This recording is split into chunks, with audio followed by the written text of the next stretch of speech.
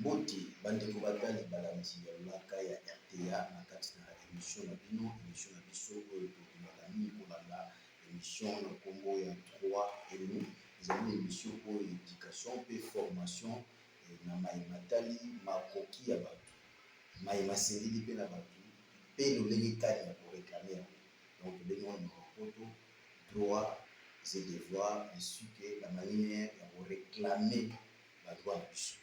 Voilà, bandeko batali balati lelo mokolo lelo tozali na numéro na biso toloba ete biso tokozwaka basije na biso libanda ya ndeko te mama na likambo na biso ezali lelo tozali kokontinue kolobela mayematali les élections locales c'est-à-dire mabongisi na niveau ya base mabongisi na niveau ya C. Les élections locales ezali lolenge ete peuple alingi kobongisa po ete apona bayeba kokamba mboka na niveau oyo azali. Alors tobosana te ndenge tolobaki la fois dernière plutôt fois passée tolobelaki mayematali décentralisation nde wana tolakisaki oyo ezali baorgane oyo eza niveau ya base. Baorgane wana eza géré na baye bazali korepresente l'état kasi tokomi na niveau moko boye baye bakorepresente l'état il faut bapona bango akopona bango epa ya banani akopona bango epa baye babengameli mpo bapona ndakisa tokozala na population oyo akopona directement tokozala na population oyo akopona indirectement na nsima ya baye bazali korepresente population. Bandeko batali il faut toyebaka ete maponami na kotalaka buku likunzi ya mboka na biso ezali makoki ya bayimboka ya Congo. Donc ezali droit ya congolais apona mpe asala mpo bapona ye se faire élire na poto kasi tozali kotala ete baexpérience toza na yango par rapport ya kopona ezali baexpérience oyo ezali kopesa vraiment te résultat na yango na terrain. Alors nyonso wana ezali kowuta ya bisika oyo moto oyo aponaki mabe yango wana biso baye tokotalisaka bayimboka bao bazali koforme bayimboka mayematali éducation civique na forme nango nyonso esengeli na biso ete toyebisa na congolais boyimboka ya Congo bisika ozwami okopona te mpona azali ndeko ya libota na yo okopona te mpona azali cousin na yo to azali ndeko ya mwasi to ya mobali na yo mpona azali likangu na yo okopona mpona nini oyo azali kokanisa mpona bomoi ya entité na biso mpona lobi tolobaki ete maponami ezali direct so mpe indirect ezokose faire dépendre na modèle ya scrutin oyo boza na yango donc élection oyo boza na yango tokozalaka na scrutin direct donc maponami oyo ezosalama mbala moko peuple akokende liboso ya bandeko na biso oyo babengami na ngambu ya CENI commission nationale indépendante kati na mboka na biso awa akokende akopona akorespecte baprincipe kobanda nde toyebi ete fo kozala na carte électeur akokende ntina babureau de vote aponi ye moko ndenge tomonaki ete toponi élection toponi oyo euti koleka na 2023 toponi liboso baconseiller communal toponi badéputé provinciaux balobeli ya population na niveau ya C toponi badéputé nationaux balobeli ya kosala mibeko ya population ya kosala mibeko na niveau ya national na likolo toye kopona président de la république toponi bango directement peuple ake na baurne na babureau de vote aponi ici so peuple akopona lisusu indirectement nde tomoni normalement selon oyo eza prévu il faut que baconseiller communaux oyo biso toponaki bapona bourgmestre ya commune bapona chef de secteur et bamosusu bakoya bakobenga bango baconseiller urbain oyo baponami directement également po ete na tour na bango indirectement bapona moto oyo akokamba mairie babengi bango maire de la ville to mpe maire de la ville adjoint. Voilà, mais maintenant tokopona ndenge nini parce que mama na likambo ezali les élections locales tokopona ndenge nini tokopona te parce que songolo pakala apesi ngai elamba ya kolata parce que kopona ezali lokola koyeba ete tala responsabilité oyo biso topesi yo pour ke osala okanisa malamu mboka ekende liboso développement durable. Tala biloko oyo ezali bapriorité mpona biso yo sikoyo ozwa yango balisa yango na politique na chaque secteur pour que résultat ezala ndenge esengeli tolobela oyo etali développement durable.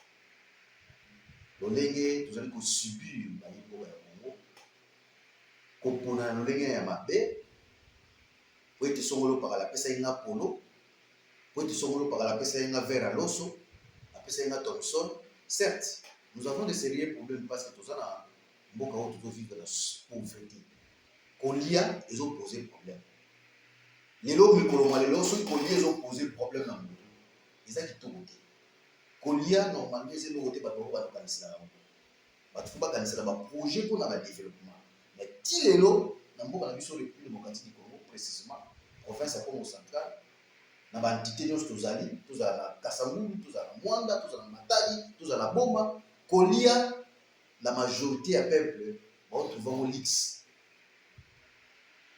nyonso wana ezali basigne ya pauvreté oyo tozala sikoyo toyeba ntango tozali kopona estce bato oyo tozali kopona bakomema biso po ete bacontribue na développement durable na kati na mboka na biso nanga kopesa eyano na mituna wana ezali ngambo nazopona koloba teke non nake na ngai ata kuna poni na ngai te déjà bato baponoma na bango estce bomona déjà moto oyo azalaki te na kati ya liste ya bato fo bapona baponi ye te mais comme déjà boyebi ye po ete abima na parti songolo pakala babimisi ye non donc totika kopesaka baraison moko boye eza nango valable te ntango tozokende topona parce que soki oponi malgré parfois il y a aussi à boire et à manger na situation ya oyo babengi bacondition à remplir mpona kopona babengi yango par exemple baproblème ya sei na niveau ya seni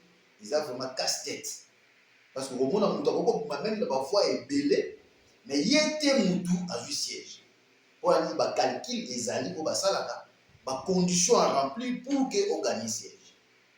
Alors soki eza baméthode moko oyo kolongwa à la longue tokosepelaka non ezala nango te ezala nango te moi je suis parmi les gens qui ne soutiennent pas cette truc là ezala nango te mais totikala na position ke non peuple aponi ye moto oyo réellement abimi na bavoi na ye ebele abimi premier abimi deuxième abimi troisième soki toza na posa ya 3 candidats na circonscription wana parce que nombre ya bacandidat mpe ezalaka limité par rapport ya circonscription maponami na niveau ya se ekobanda normalement directement na niveau ya secteur baprovince oyo bachefferie ezali ekobanda na chefferie biso na province ya Congo central toza na chefferie te ebanda na secteur eye na bacommune eye na ville nde peuple akopona epuis bato wana mpe bakoyeba kopona na kombo ya peuple bakobenga yango élection indirecte donc tolobeli élection directe mpe élection indirecte kasi problème na biso ezali totalisa bayimboka na kopona mabe otie bomoi ya 5 ans oyo eza niveau eza délai ya mandat na bango baza na yango bakei pendant 5 ans otie bomoi na yo na danger pendant 5 ans. Alors bokotunanga motuna sikoyo tokopona nani po oyo lobi ete tokopona bato te po apesi nga polo po aza semeki po aza belle sere po aza beau frère tokopona nani bayimboka ya Congo tokopona baye bazali na makanisi wana tokoyeba ngo ndenge nini tokoyeba ngo ntango bovandi na moto wana bozali kosokola moto mosusu azali na makanisi ya kosala malamu me aza na bamoye te akoya te mpa na bino mpo apesa bino loso akoya te mpo apesa bino polo me aye bosololi bozomona ke no wi ntango tokopositionne moto oyo eske akokende mpe te koma aza na eloko te azwi eloko akomi na ye na bakara moko akomobeta biso wana bokoyeba su kosanctionne ye na baponami oyo ekoya. C'est pourquoi baémission lokola droit eno baémission oyo ezali kotalisa bayi mboka lolenge nini tokovaa na mboka na biso parce que mboka eza ya biso tokoluka te ndenge nayokaka bakongole mosusu bazali koba ete baange balonga na likolo po ete bango nde nayebi te baange so balonga na likolo bakokita awa baange bakovanda awa te bakovanda te parce que eza na environnement na bango te biso mpe na likolo kuna tokovanda te na bomoi oyo toza nango a po eza environnement na biso te na likolo kuna donc so oke kuna ochange forme soki bango baye a bakoya mpe te eza mpe impossible bakoya mpe te bakolongola bango mpe kuna te po baya awa donc mutu oyo kosala po ete Congo République démocratique du Congo tolobi na développement durable eza yo na ngako mais malheureusement lolenge wana te babongisaki biso mpona kofaire mpona biso biso tokosa eloko te mpona Congo ebomba kasi baextraterrestre nde bakosa eloko po Congo ebomba alors que toye na Congo yango tozali kotanga tozali kosisa bakelasi tozali kozwa badiplôme mais tomoni keno ata nazwi diplôme na sisi nakoki koservir na niveau ya baservice ezala baprivé tout comme ya l'état naza na eloko na kosala te nanga na apport na kosala te omokete liboso wana nde eza makanisi ya mabe wana nde eza makanisi ya mabe mboka na biso ezosenga biso tovanda to raisonner nini tokosala po ete mboka ekende liboso ezosenga biso tovanda to raisonner projet eza nini na secteur oyo par exemple toza boye salite na mavile ya matali ezali kopersiste mais siko bato toponaki apport na bango eza nini qu'est-ce que nous devons faire bon biso bachaki mpe toli non tokoaccompagner l'état tokoaccompagner baservice ya l'état tokoyeba kosala biso chaque samedi en tout cas biso aveni na biso fo tiako propre eza te ndenge tozali komona lelo mais ekokamwisanga parfois c'est une entre parenthèse nakofungola mpe nakokanga ngo tout à l'heure là ekokamwisanga soki olie place bato basala basala oyo bato bakomi kopesa ba 500 francs 1000 francs na baservice ya l'état e bato wana basali salon te babiloko oyo déjà eza deja basili moko eza mabe mpona développement ya mboka tozala baye bakose soucie na élément na kozala moponami to mpe moto ya poni ngayo naza moponami baponi na moto mpe aponi parce que même moto baponaka mpe ye mpe aponaka à la fois nga nazopona naponami mpe baponi nga alors ntango tokozwa baentité na biso wana oyo toponaki bato totie bango wana tokokontrole bango sikoyo suivi babenga yango suivi na évaluation peuple oyo asalaka suivi te aévaluaka te baye apesaki charge aza peuple oyo azwaka baconséquence ya ndenge oyo tozozwa c'est-à-dire okomona eloko oyo ozela basala baosala e constat moko tosali ntango tozotambola na baentité na biso tozocomprendre ke no peuple azocomprendre te nani oyo efo abenga po arésoudre problème na ye naza na commune ya Mvuzi problème ya commune ya Mvuzi nabengi ministre national aorésoudre problème ya commune ya Mvuzi te il faut nabanda kobenga motu aza na niveau ya se natala na niveau ya se nani aza responsable oyo azoreprésente mokonzi ya mboka na kati ya commune ya Mvuzi na bandi na bourgmestre nde peuple fo basala eloko peuple fo basala il faut kokoma na niveau ya kozala exigeante c'est-à-dire eza biloko moko eza bafaveur te eza badroit eyaka te keno euti na likolo ekiti na plateau moko boye neti gato bapesi yo kozwi ya anniversaire te droit barachaka yango mais barachaka yango mpe te na brutalité soki oarrache droit na brutalité pour perdre amour. Ndenge ba cérémonie na kanisi na kolanda biso bokaka moko ya ba continent mboka nisi awa ba yete moto amemaka maki abundaka te pe aswanaka te. Eza maloba moko ya kitoko mais kasi bomoi na maloba wana yango des vrai problème. Donc il faut koluka peno responsabilité oyo eza songolo pakala en premier lieu tokei na bourgmestre ya commune aza wana tokei tomoni ye tovandi tobandi kosolola tala problème toza na boye olobi nini. Soki sikoyo ye na niveau na ye amoni ke non awa nga na kopesa bino solution tina problème oyo. Pourquoi? Parce qu'en tout cas naza na bakoki te nyonso. Alors ekozala malamu ocontacte hiérarchie nanga. Hiérarchie ya bourgmestre ya commune eza nini? Eza te mairie, eza te nini gouverneur de province. Eza mairie. Hiérarchie ya bourgmestre eza mairie. Tokei kuna mairie, la maire de la ville, voilà situation. Tout ça dans mon il y a personne qui a tout comme à niveau haut. Dans un moment la solution à 100%, il serait mieux que vous contacter hiérarchie nangai. Hiérarchie na yera niveau de comme responsable de l'entité oyo hier azali. Donc nani gouvernement provincial. Et surtout comme le niveau na yé solution ezali en tout cas ngai solution de cambo à 100% dans un monté mais il faut contacter Kinshasa. Alors même moment dans chaque étape on va orienter pour être contacter l'autorité on a azali ko accompagner population.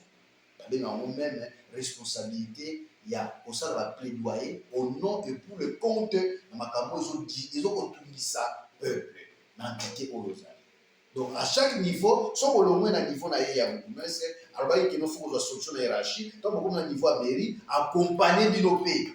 Bolongo pe na niveau ya mairie accompagner bino pe pour que na niveau ya ville na ville et na niveau ya province na niveau pe ya province accompagner bino pour atteindre niveau national.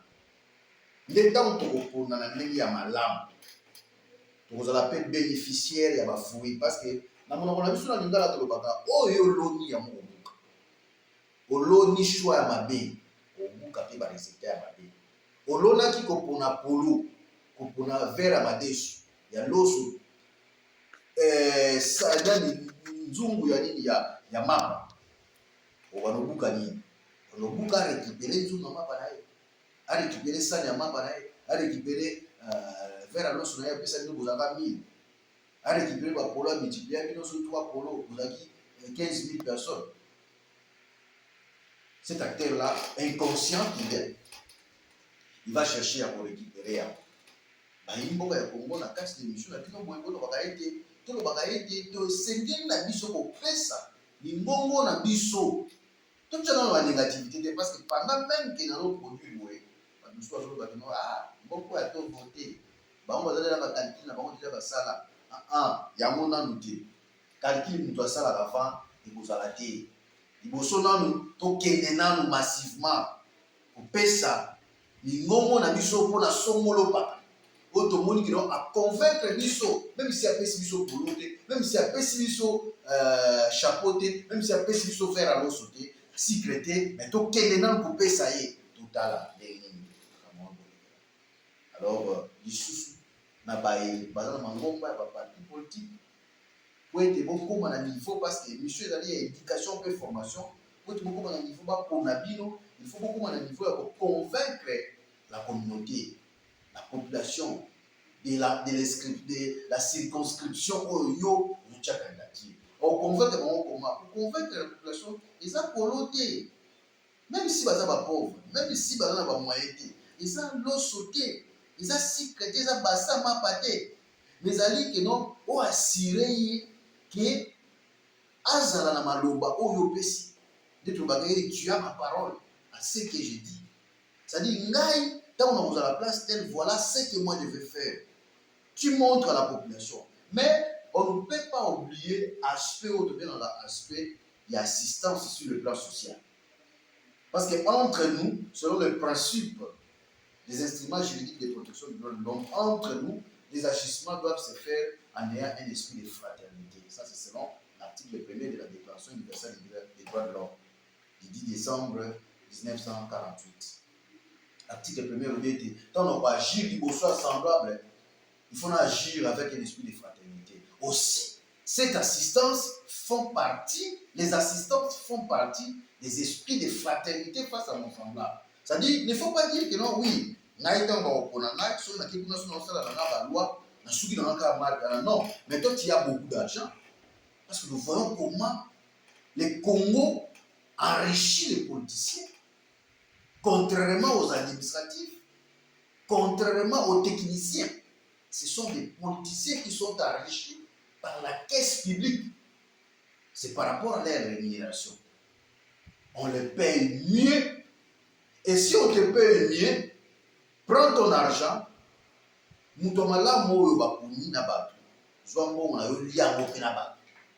c'est-à-dire zonga, yakape au point de bisalango, à tes attributions dans votre sala. Chaba moyen sala yango. Oh boy pour assister population, oh boy mutuka boy sala yango parce que vous en avez bon. Bino de ba pesi ba bon. Au sala yango. C'est ce qui fera en sorte que nous sommes là protéger les voix et garder les sièges. Ça, c'est pour les partis politiques. Parce que les partis politiques doivent être là, c'est légalement établi. On ne peut pas mettre de côté par parti politique. Ah, vous devez être là. Mais vous devez aussi, d'une autre manière, former aussi vos membres. Il n'y a pas parti politique. Vous formez vos membres parce que les membres sont na place où ils tellement la majorité des Congolais que nous sommes ne veulent pas apprendre. Ce que vous apprendre, alors que non, donc à ça complexé dans l'apprentissage. La majorité des institutions au niveau du français et puis soit au monde dans le Moutou. Pour quand on Moutou dans le Congo, ils ont avoir l'X. Au Moutou ils ont moyen de transport. Vous avez un téléphone, ils ont avoir l'X. Or ils ont moyen de communication. Donc les moyens qui accompagnent la vie quotidienne de l'être humain ne peut pas être considéré comme une X. Non. C'est pourquoi j'avais dit au début, nous sommes dans une société où on peut vivre mieux. Tout le monde peut vivre mieux. C'est-à-dire, nous, journaliste, nous réaliser une émission, à cause de nous, c'est normal, mais on va faire le sous donc, nous sommes des aspects sous-développés, même sur le plan mental. Donc, vraiment, nous sommes vraiment graves. Donc, c'est une manière où tu moniteur normal alors que c'est normal. Nous, on peut changer des choses. On peut changer des choses pour au moins c'est normal. Qui a un moyen de communication, il y a bien, c'est normal. Mais il ne faut pas couper sa image que non. Pour comme on a un niveau à il faut dans un secteur politique. Et c'est pourquoi les gens ne viennent pas servir dans la politique. Parce que je l'ai dit plus d'une fois que la politique, c'est réservé pour les gens qui aiment l'apostolat. Les postulats plutôt, excusez-moi. La politique est réservée pour la bateau, la compassion, la passion plutôt, le sens humanisme. C'est-à-dire qu'il vient marquer l'histoire. Et je l'ai vu dans des grands acteurs politiciens dans ce monde. Aujourd'hui, ils ne sont pas des riches.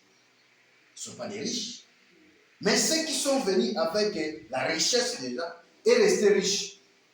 Mais il y a des gens, il n'est pas venu chercher l'argent, mais il est venu marquer sur les bords de l'histoire. Donc voilà un peu Bandeko Balandi. Bandeko Batani ici au Zouami. Biso Baye. Tout ce qui est tout temps, sa peuple. Nous l'avons dit au Moussala.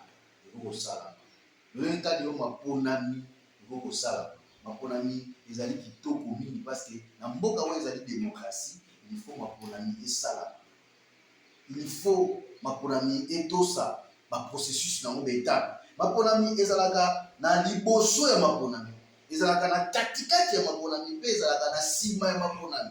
Balobi les cycles électoraux azali na avant, azali na pendant pe azali na après.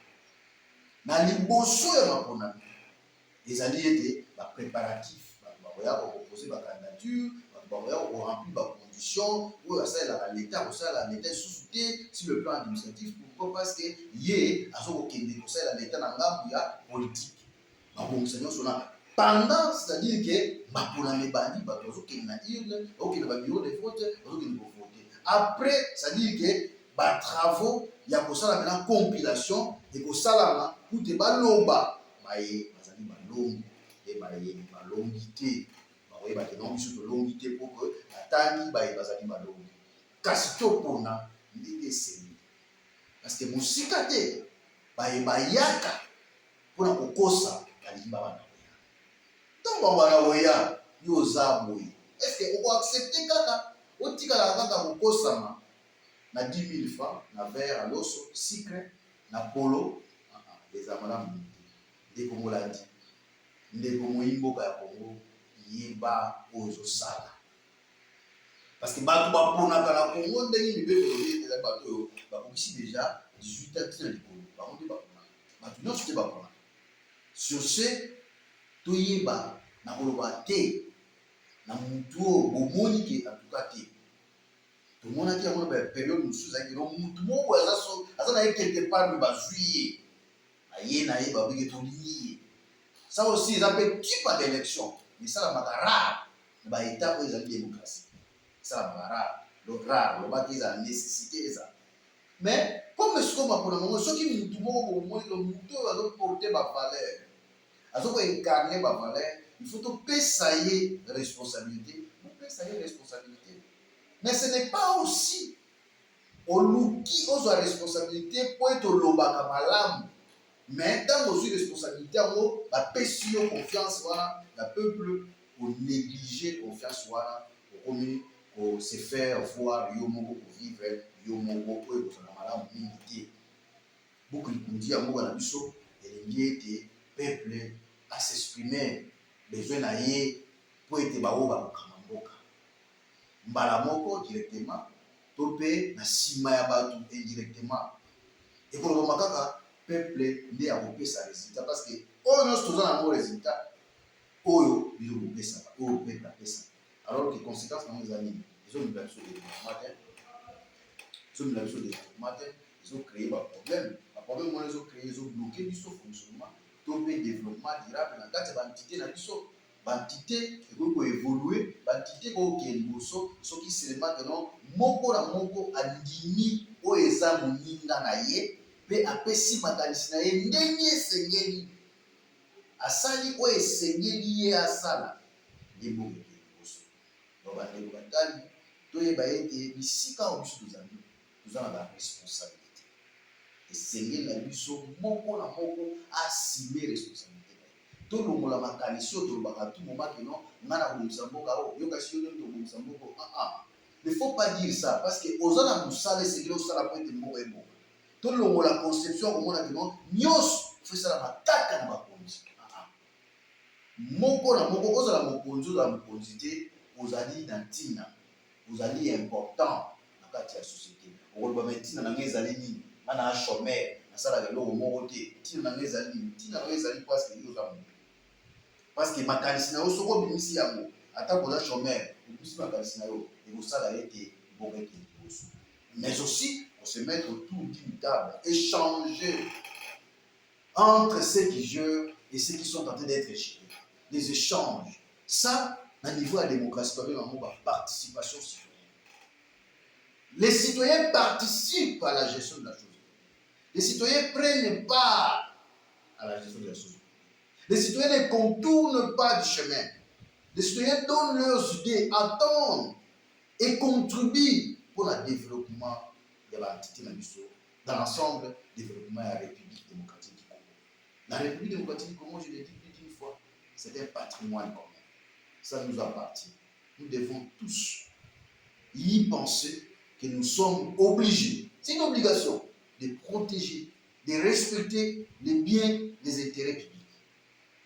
Et la grande responsabilité devient au détenteur des obligations qui a le devoir de respecter, de protéger et de réaliser les droits de l'homme. Ensemble, le Congo va avancer. Ensemble, nous allons faire des bonnes choses. Mais ce n'est pas que non, parce que moi je ne suis pas content avec X, Y, je vais prendre les armes pour tuer les Congolais. Alors que les voies de démocratie démocratiques sont bien disposés. Entre autres, Maponani.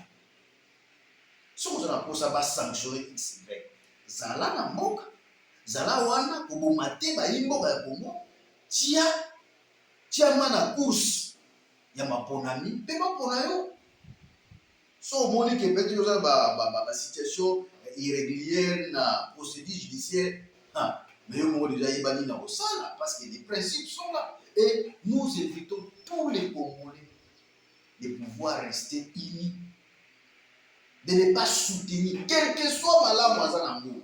Mais si c'est quelqu'un qui détient des armes, qui dérange la paix sociale, pour soutenir l'IET. Pour soutenir l'IET. Pourquoi? Parce qu'il y a monté sa voix. Voix ezali, il y a démocratie. Pour avoir besoin de Bokondi. Si vous avez besoin de Bokondi, il y a la démocratie. Mais Montonio, même à sa tata nanga, même à sa beau-frère, même à sa grand frère, mais ceux qui a signé ma loup, pour avoir besoin de Congolais, pour soutenir l'IET, faire échec. Parce que qui n'y a pas de bande de biso na est, et nous avons un peu biso, tout ça n'a rien monté. Mais sécurité partout, pourquoi? Parce que tout le monde va créer pour soutenir l'IET, la voie légale, pour que monter dans mon temps, bunda à son compte. Peut-être que tu observer, tu as la suivi, évaluation, tu as conduit aussi. Dès que l'autre a la suivi, évaluation, tu as reproché. Kotangisa à tout moment, bazalaka liboso na bango. Mais les autres comme reprocher bango, kaka na mabe oyo a reproché qui, biso de nous reprocher bango. Alors que nous devons changer, les choses doivent avancer, les autorités, vous êtes là, et coup de chapeau, vous devez être là, mais ne croyez pas que vous n'avez seulement que les droits, vous n'avez pas les devoirs. Si l'autorité est en train de penser comme ça, alors c'est le temps de pouvoir se démissionner. Il faut penser aux devoirs aussi. Voilà, c'était votre émission. Vraiment, comme Ngongeza Ngonga, vraiment, tant qu'on a vu sur les alliés Kokokarango, vous allez cochiter, les alliés qui émission la mission droit et nous, vous aidez, vous allez collecter qui m'a ématali, m'a pour un niveau assez l'élection au niveau de la base, et vous allez qui vraiment suivi la vidéo quand vous allez dire, si vous avez fait bataille, vous allez côté la mission, si vous avez mis la République démocratique du Congo, topé na bantité na biso ya province ya Congo central. Vraiment ceux qui bolanda biso malam mingi boye ezalaki kaka na lisungi vraiment ya ndeko na biso a kotika na biso te pona ko réaliser émission oyo ndeko na biso Kevin qui nous a permis, qui nous a aidé pour que tous à la suivi na bisika oyo bo zwami vraiment toza wana tolobaka ete soki formation besoin pour ça formation na mai tozali koloba awa tolobaka kaka ba grande ligne tokota na détail bo contacter biso na numéro na biso ezali na se ya télévision na bino bo contacter biso na numéro na so pe ba remarque to ba suggestion ezali obenga biso parce que biso toza wana pona koyoka ba yimboka ya Congo ba sujet biso lobela ezali ba sujet oyo bino bopesa biso po tolobela na mai matali droit et nous, votre émission de formation ainsi que l'éducation aux droits humains. Voilà ce qui nous va permettre de nous assurer un bon moyen de tout à l'heure, Nicolo, Maé, Mazali Koya,